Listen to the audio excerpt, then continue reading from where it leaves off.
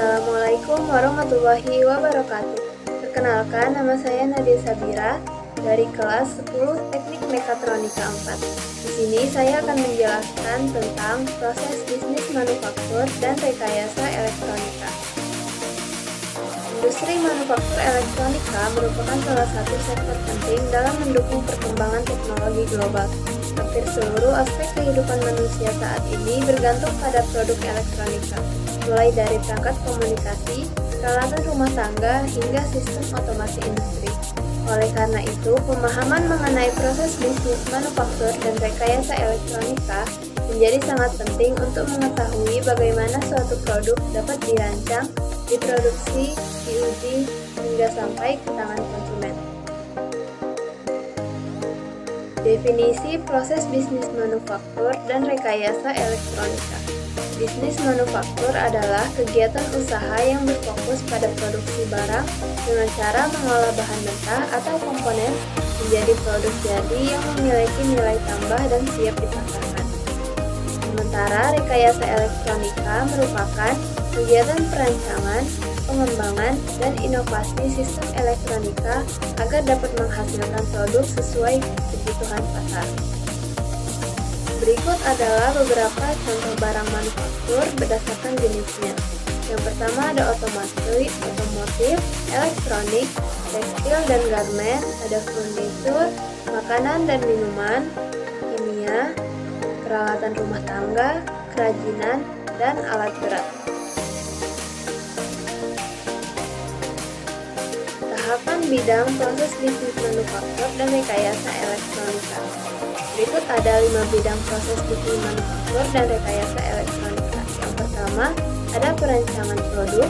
Yang kedua, ada pengadaan dan supply chain. Yang ketiga, ada proses produksi. Yang keempat, ada kontrol kualitas dan pemeliharaan. Yang kelima, ada pemasaran dan layanan purna jual. Perencanaan produk.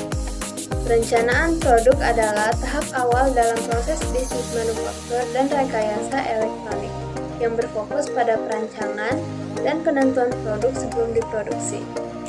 Berikut adalah tahapan perencanaan produk. Yang pertama ada identifikasi kebutuhan pasar, yaitu riset pasar, tren, konsumen, dan peluang bisnis. Yang kedua ada pengembangan konsep produk, yaitu kita menentukan ide, desain, fungsi, serta keunggulan produk. Yang ketiga ada analisis kelayakan. Kita melihat aspek teknis, biaya produksi, bahan baku, dan teknologi yang diperlukan. Yang keempat ada perencanaan proses produksi, yaitu kita menetapkan metode, kapasitas mesin, jumlah tenaga kerja, serta standar kualitas. Yang kelima ada uji coba prototype, yaitu membuat model produk awal untuk diuji kelayakannya. Yang keenam ada evaluasi dan penyempurnaan.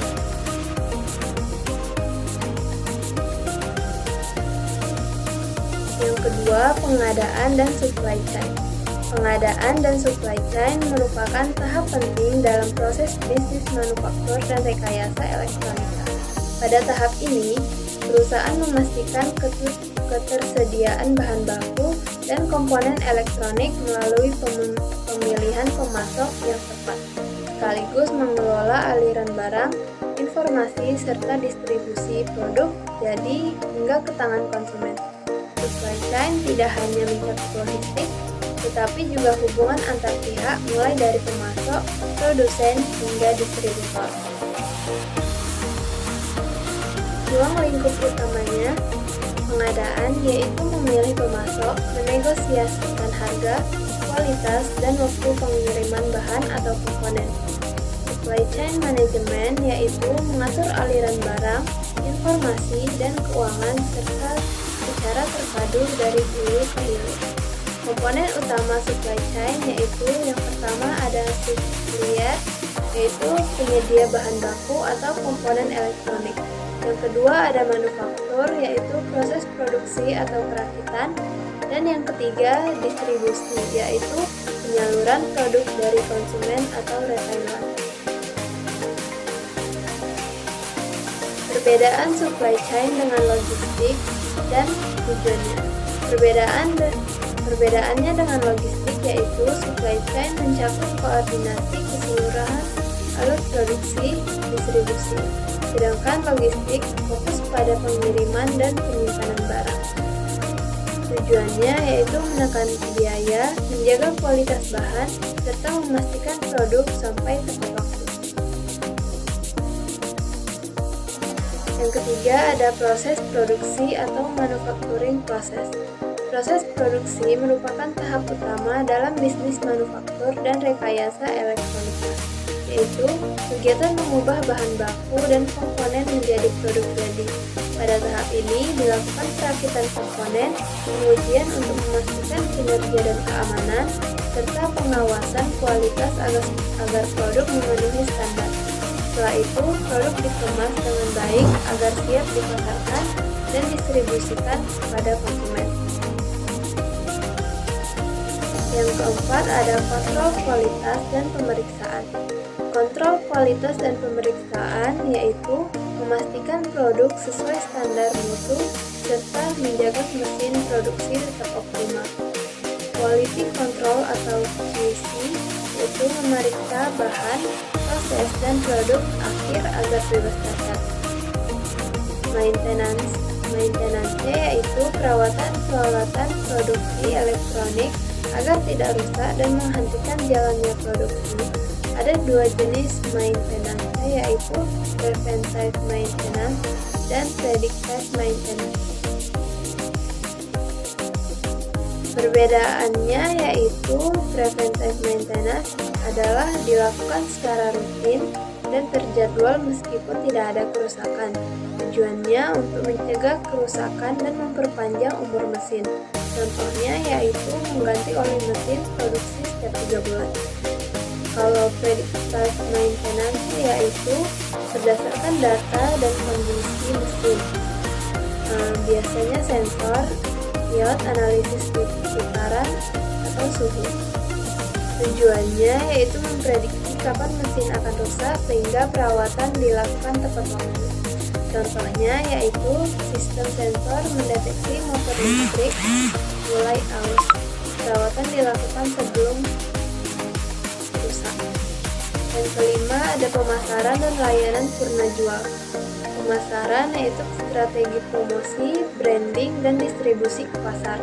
Layanan purna jual yaitu garansi, perbaikan, dukungan teknis, serta pengumpulan feedback. Tujuannya yaitu meningkatkan penjualan, mempertahankan loyalitas pelanggan, dan menjadi dasar pengembangan produk berikutnya.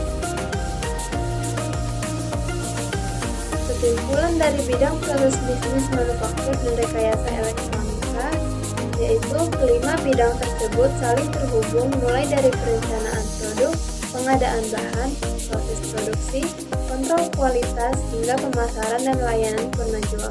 Jika semua berjalan baik, maka manufaktur elektronik dapat menghasilkan produk berkualitas, efisien dalam biaya, tepat waktu, serta mampu memenuhi kebutuhan dan kepuasan konsumen. Untuk lebih jelasnya, mari kita lihat contoh video proses bisnis manufaktur elektronika berikut.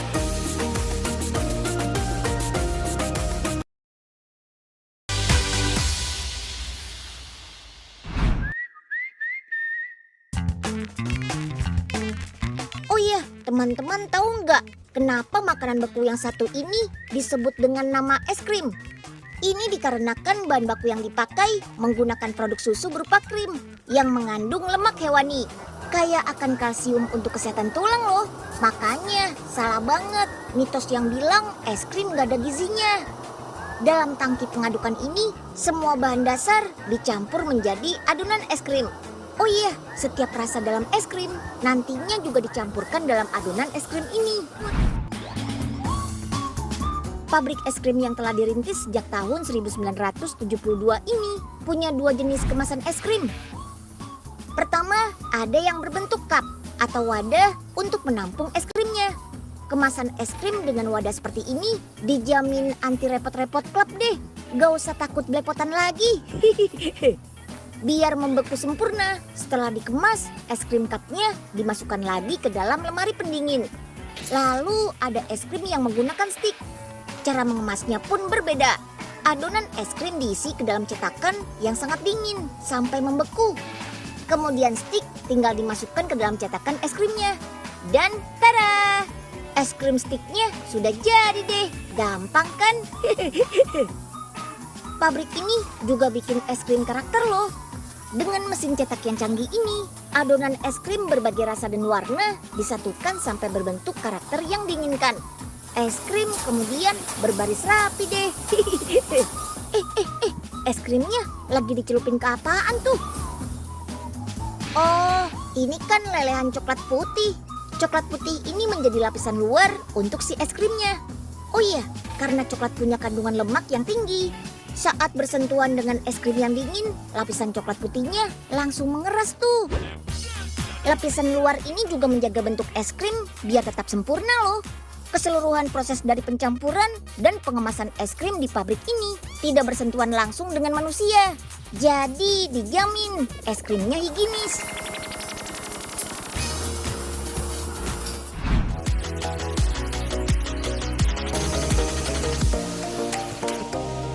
Sekian penjelasan dari saya. Apabila ada salah kata, mohon maaf. Wassalamualaikum warahmatullahi wabarakatuh.